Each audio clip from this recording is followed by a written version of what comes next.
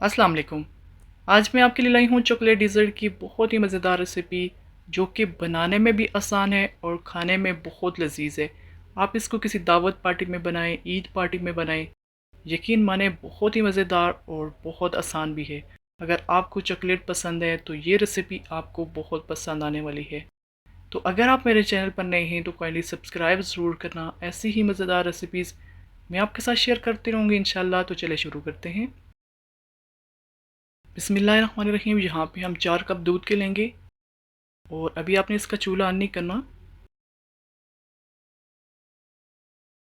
4 cup दूध के डालेंगे और इसमें 1 कप हम चीनी का डालेंगे। चीनी आप अपने हिसाब से रखना।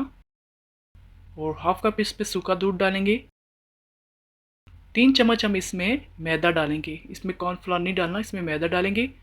और पहले इन सब चीज़ों को अच्छे से मिक्स करना है। जब ये अच्छे से मिक्स हो जाएंगी तो फिर हम इसका चूल्हा ऑन करेंगे और इसको इस तरह पकाएंगे। इस तरह इसको लगातार चलाते रहना है, क्योंकि हमने इसमें मैदा डाला है तो वो नीचे लग जाता है। ये देखें, 5-6 मिनट के बाद ये इस तरह गाढ़ा हो जाएगा।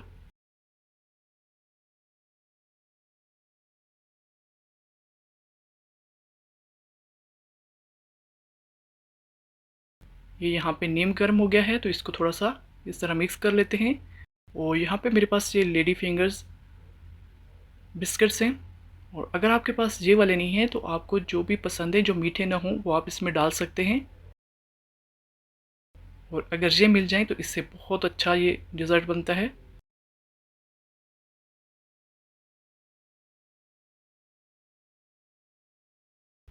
इस तरह तोड़ के हम इसमें 6-7 डाल दे के और इस तरह हम इसको मिक्स करेंगे।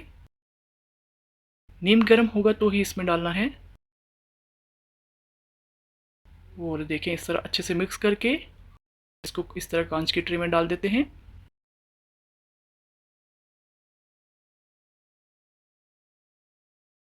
चारों साइड से इसको अच्छे से सेट कर लेना है।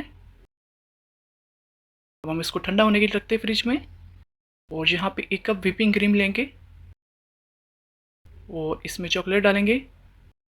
आपको जो भी चॉकलेट पसंद है आप इसमें डाल दें। और इसको बस 2-3 मिनट पकाना है ताकि ये गाढ़ा हो जाए। ये देखिए, इस तरह का बन जाता है।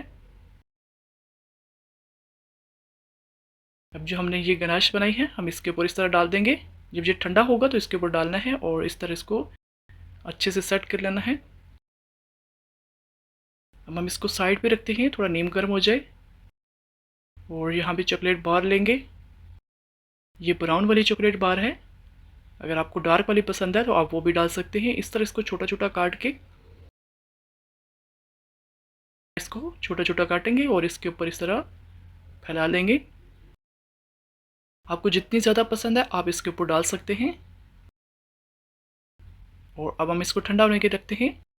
इसको अगर आप पूरी रात रखेंगे तो बहुत अच्छे से सेट हो जाएगी, नहीं तो 5-6 घंटे इसको लाजमी रखना है। ये देख सकते हैं आप, इतनी मज़ेदार ये डिज़र्ट है।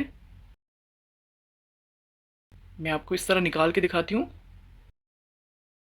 एक दफ़ा आप ज़रूर ट्राई करना और मुझे बताना आपको ये डिज़र्ट कैसी लगी। गर्मियों में ये ठंडी डिज़र्ट बहुत ही मज़ेदार लगती है। ये देखिए माशाल्लाह, इसके ऊपर जो हमने चॉकलेट डाली थी उसका क्रंच बहुत ही मज़ेदार टेस्ट आता है। और रेसिपी पसंद आए तो सब्सक्राइब ज़रूर करना, लाइक करना। अल्लाह हाफिज़।